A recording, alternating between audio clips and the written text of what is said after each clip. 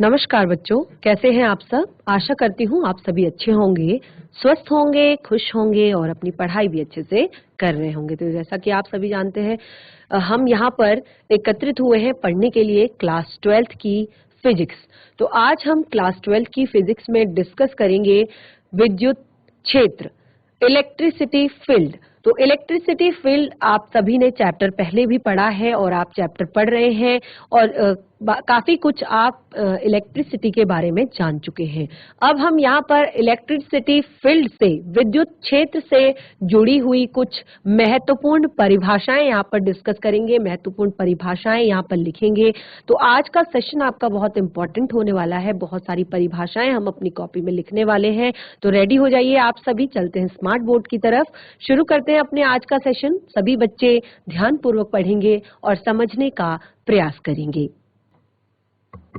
तो आज का हमारा टॉपिक है, जैसे कि मैंने आप लोग को बताया, आज का हमारा टॉपिक है विद्युत क्षेत्र, और जिसको हम इंग्लिश में इलेक्ट्रिसिटी फील्ड भी कहते हैं। इलेक्ट्रिसिटी फील्ड भी हम इसको हिंदी में कहते हैं। विद्युत क्षेत्र,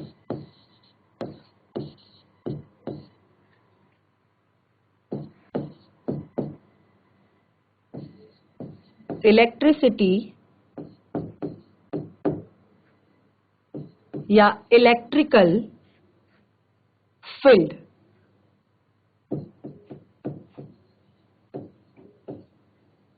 इलेक्ट्रिकल फील्ड, तो हमने कहा हम यहाँ पर कुछ महत्वपूर्ण परिभाषाएं लिखने वाले हैं। तो सबसे पहले जो परिभाषा है वो आपके विद्युत क्षेत्र की ही है। तो विद्युत क्षेत्र को पढ़ने से पहले हम कुछ यहाँ पर आपसे बातें डिस्कस करेंगे कि विद्युत क्षेत्र होता क्या है।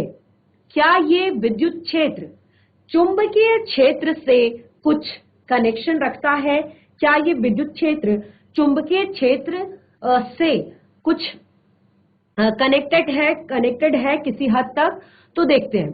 जैसे कि आप सभी को पता है कि जो चुंबक होता है, जो आपका चुंबक होता है, वो आपका, आप देखते हैं कि आपका जो चुंबक है वो हमेशा एक साइड आपका N और एक साइड आपका S, और इसी तरह से अगर हम दूसरा एक चुंबक ले लेते हैं तो उसका एक साइड N और एक साइड S जब हम लेते हैं तो देखिए आप यहाँ पर क्या देखते हैं कि जब समान क्षेत्र वाले, समान तरह के, जब आपके चुंबक के जो कॉर्नर्स होते हैं वो आपस में मिलते हैं तो वो क्या करते हैं, वो एक दूसरे को प्रतिकर्षित करते हैं, यानी कि एक दूसरे पर प्रतिकर्षण बल लगाते हैं।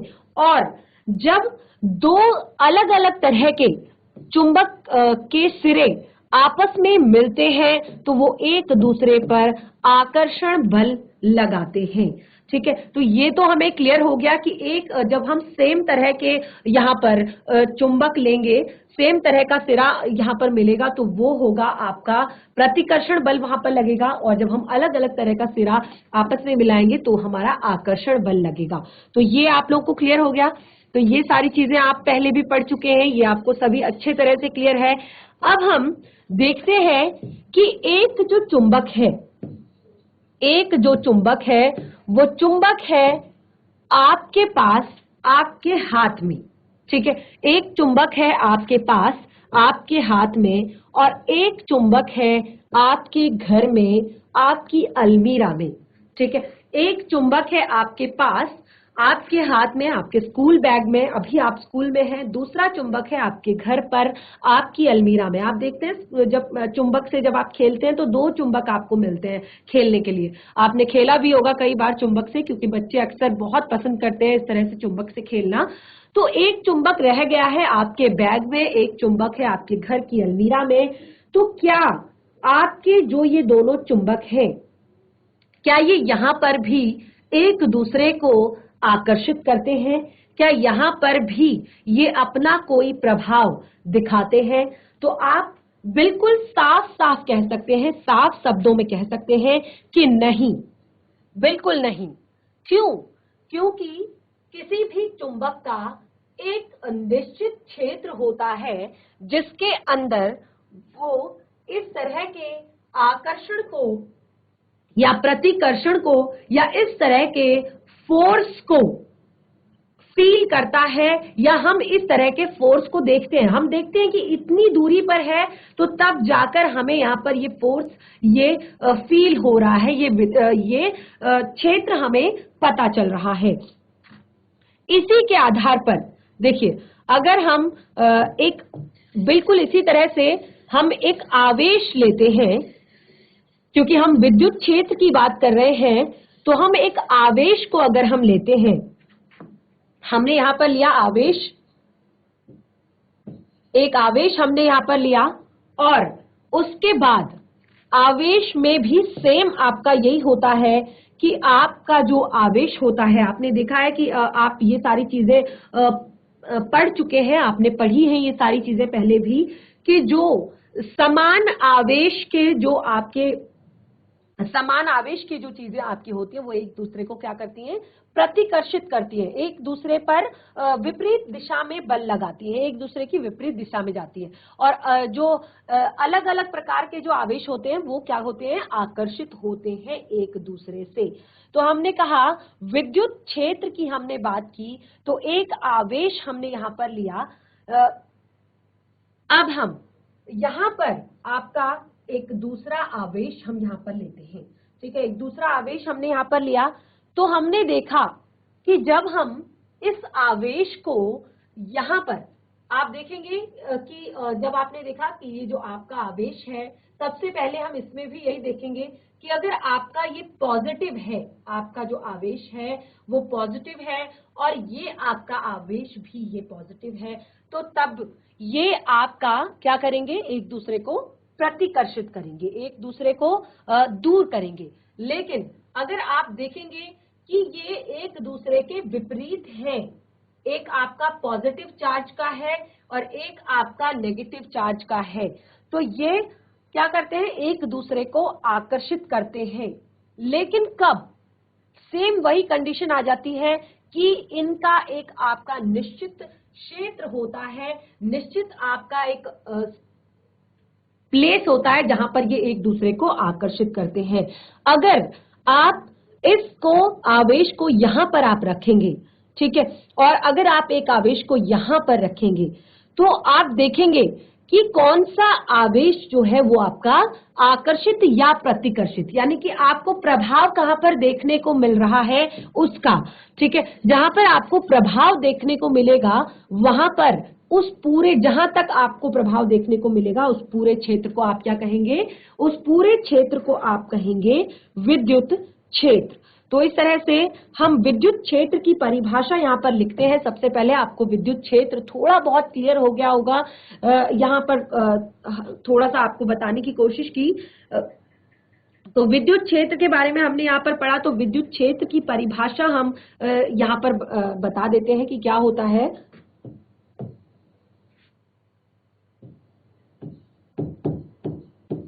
परिभाषा किस चीज की परिभाषा है, ये विद्युत क्षेत्र की परिभाषा है, ठीक है। तो विद्युत क्षेत्र की परिभाषा में हम क्या लिखेंगे, विद्युत क्षेत्र की परिभाषा में जो चीज आपने देखी है अभी तक, क्या चीज देखी आपने अभी तक, आपने विद्युत क्षेत्र में आपने देखा कि आपके जितने एरिया में आपका जो आवेश है वो आकर्षित हो रहा है या अपना प्रभाव दिखा रहा है, जितने एरिया में आपका जो आवेश है वो अपना प्रभाव दिखा रहा है, उस क्षेत्र को आपने विद्युत क्षेत्र कहा, ठीक है। तो उस क्षेत्र हम यहाँ पर परिभाषा अपनी लिखते हैं। सबसे पहले विद्युत क्षेत्र की, तो विद्युत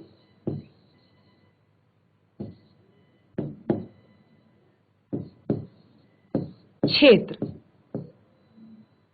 क्या है, किसी विद्युत आवेश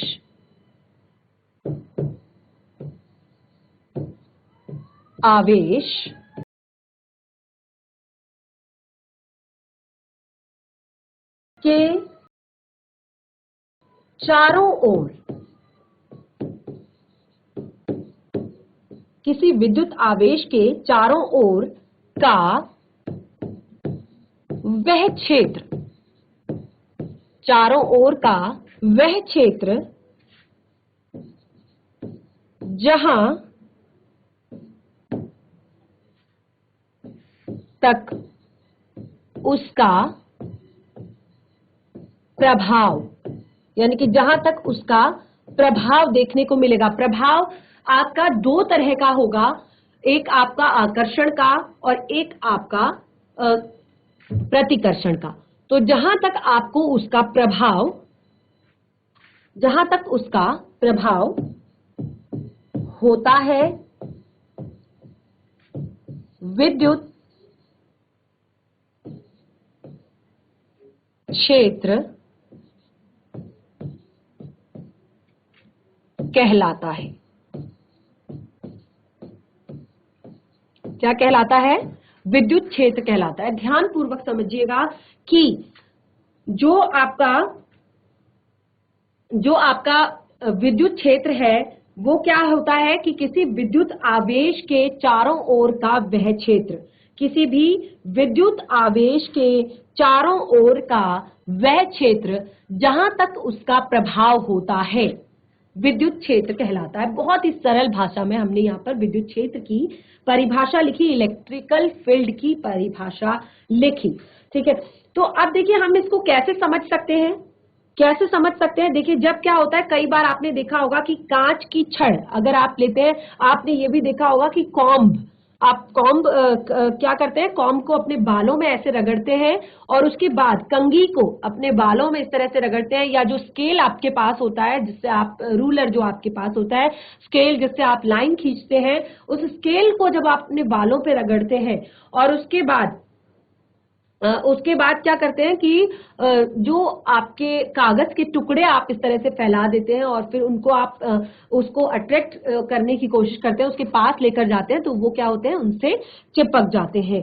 तो यहाँ पर देखिए इसी तरह से एक एग्जाम्पल और है कि जब कांच की छड़ या रेशम को आपस में रगड़ते हैं, ठीक है, इसको हम लिख लेते हैं यहाँ पर, जब कांच की छड़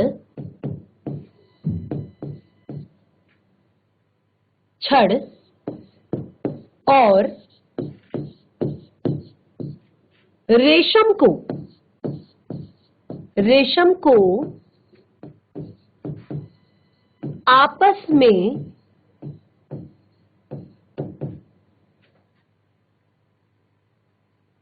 रगड़ते हैं, रेशम का जो कपड़ा होता है, रेशम का क्लोथ, रेशम का जो कपड़ा होता है, केवल रेशम आप नहीं लिखेंगे, रेशम का कपड़ा आप लिख सकते हैं, रेशम के कपड़े को आपस में रगड़ते हैं तो दोनों आवेशित हो जाते हैं। ठीक है, यहाँ पर आवेश की बात की गई है, यानी कि चार्ज हो जाते हैं, दोनों आवेशित हो जाते हैं, जिस कारण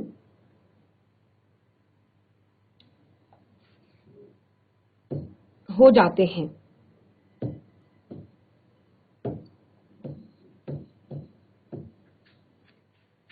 और कारण क्या है? वह कारण जिससे कांच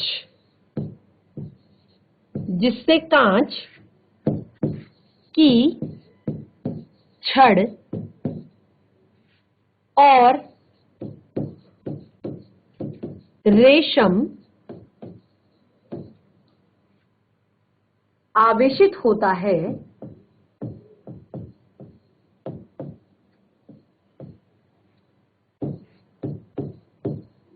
होती है, इसे क्या कहते हैं? विद्युत कहते हैं। ठीक है, इसे विद्युत कहते हैं। विद्युत और विद्युत क्षेत्र हमने यहां पर जान लिया कि विद्युत क्या होता है, विद्युत क्षेत्र क्या होता है। ठीक है, ये हमने विद्युत और विद्युत क्षेत्र यहां पर पढ़ लिया। अब है विद्युत क्षेत्र की तीव्रता। विद्युत क्षेत्र की तीव्रता क्या होती है? तो देखिए, विद्युत क्षेत्र की तीव्रता को जानने के लिए हम कैसे बताएंगे विद्युत क्षेत्र की तीव्रता क्या होती है। विद्युत क्षेत्र की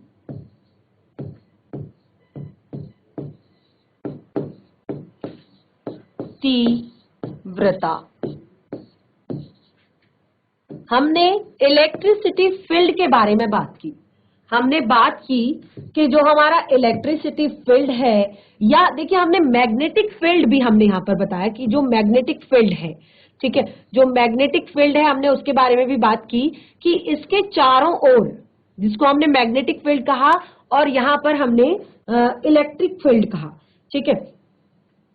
तो ये चीजें, इसकी विद्युत क्षेत्र की तीव्रता कैसे हमें पता चलेगा कि वो किस फोर्स से, कितना वो बल लगा रहा है, कितना वो फोर्स लगा रहा है उस चीज को अपनी तरफ आकर्षित करने में, उस चीज को अपनी तरफ आकर्षित या प्रतिकर्षित करने में, यानी कि प्रभावित करने में, एक तरह से हम कहें तो प्रभावित करने में वो कितना बल लगा रहा है, कितना फोर्स लगा रहा है। तो इसको हम कैसे समझेंगे?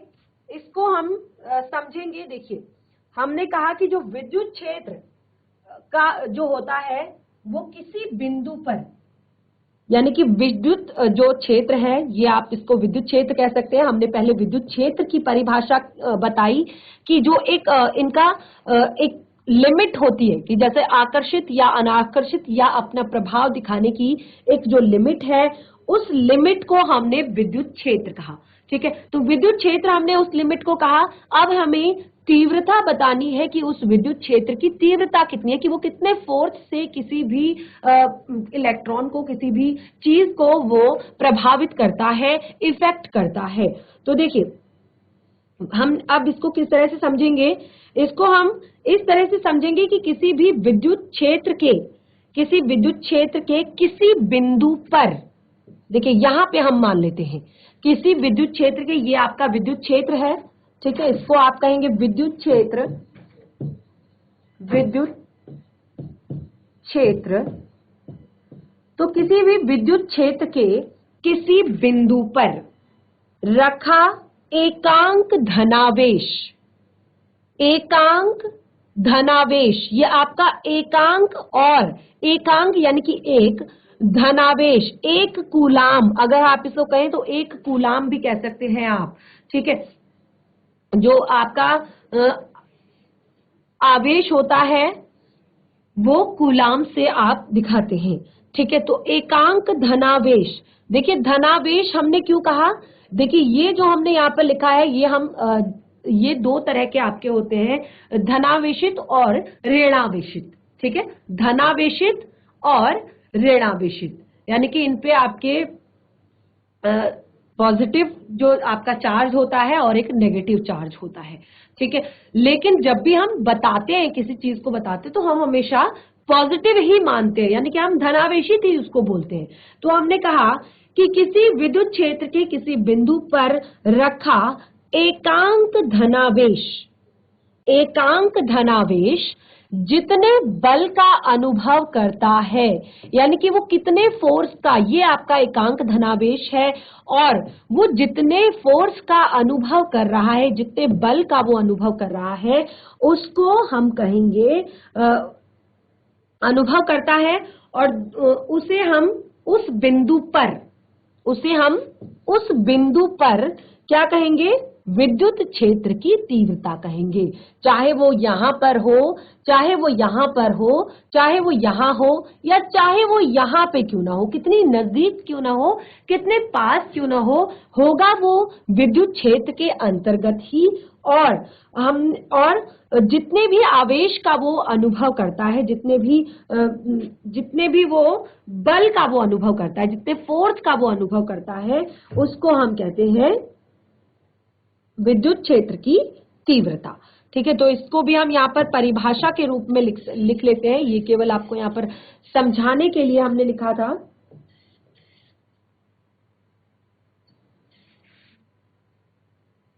विद्युत क्षेत्र में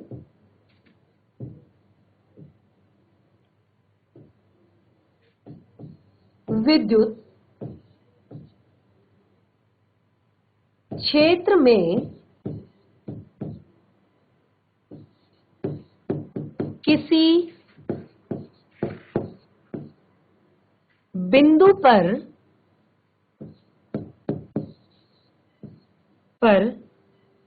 रखे परीक्षण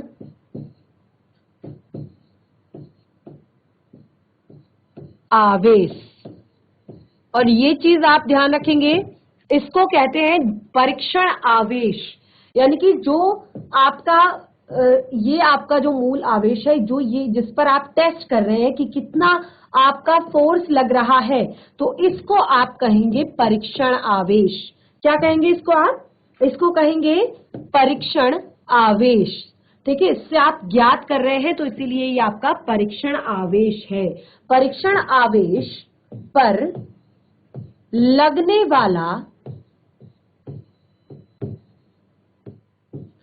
लगने वाला बल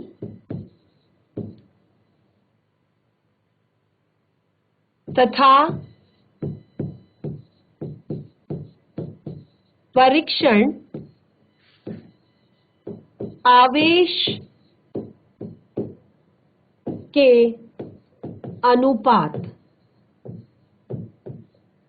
अनुपात उस बिंदु पर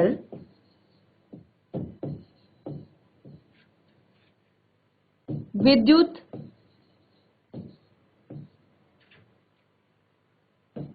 क्षेत्र की तीव्रता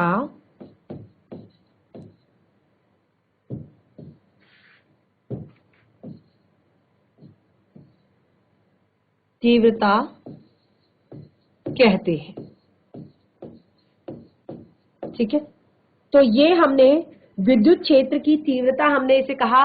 और इसे देखिए, विद्युत क्षेत्र की जो तीव्रता है, विद्युत क्षेत्र की तीव्रता को E से प्रदर्शित करते हैं। विद्युत क्षेत्र की तीव्रता को E से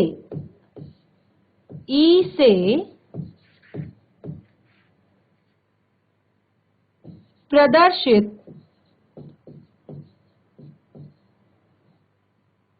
करते हैं। ठीक है, जो विद्युत क्षेत्र की तीव्रता है उसको किससे प्रदर्शित करते हैं? उसको E से प्रदर्शित करते हैं। ठीक है, तो ये हमने विद्युत क्षेत्र की तीव्रता यहां पर पढ़ी। अब हम मूल आवेश के बारे में जानेंगे कि मूल आवेश क्या होता है। ठीक है, मूल आवेश, देखिए हमने जो एक परीक्षण आवेश कहा, तो परीक्षण आवेश हम जिस पर हम ये परीक्षण कर रहे हैं उसको हम मूल आवेश कहेंगे। जैसे हमने कहा कि आपका ये आपका मूल आवेश है और ये आपका परीक्षण आवेश है, जिसकी हम यहाँ पर दूरी बता रहे हैं। ठीक है, तो इस तरह से मूल आवेश क्या होता है वो हम देख लेते हैं। इसकी भी परिभाषा हम लिख लेते हैं। मूल आवेश, मूल आवेश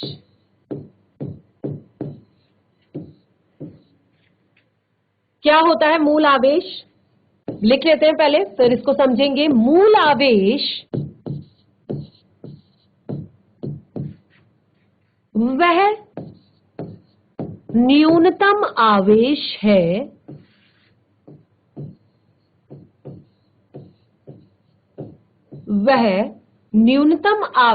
है जो किसी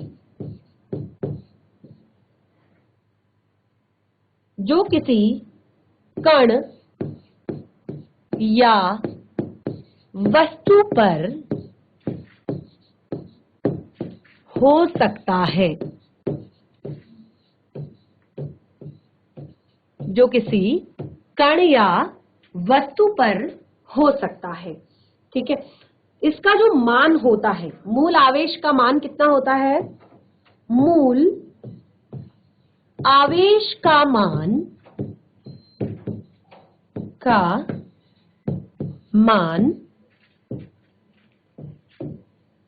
मूल आवेश का मान 1.6 इंटू 190 कूलाम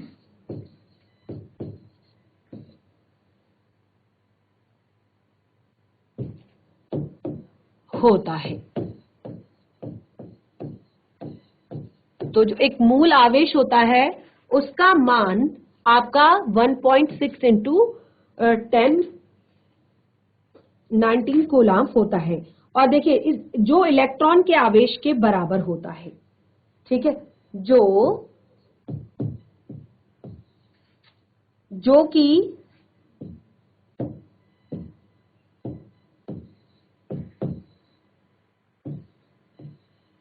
इलेक्ट्रॉन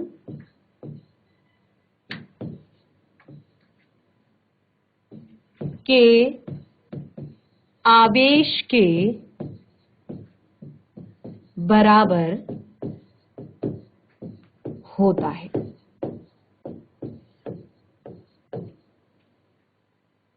और इसे ही मूल आवेश कहते हैं, इसे ही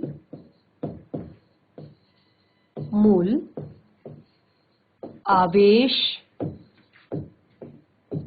कहते हैं।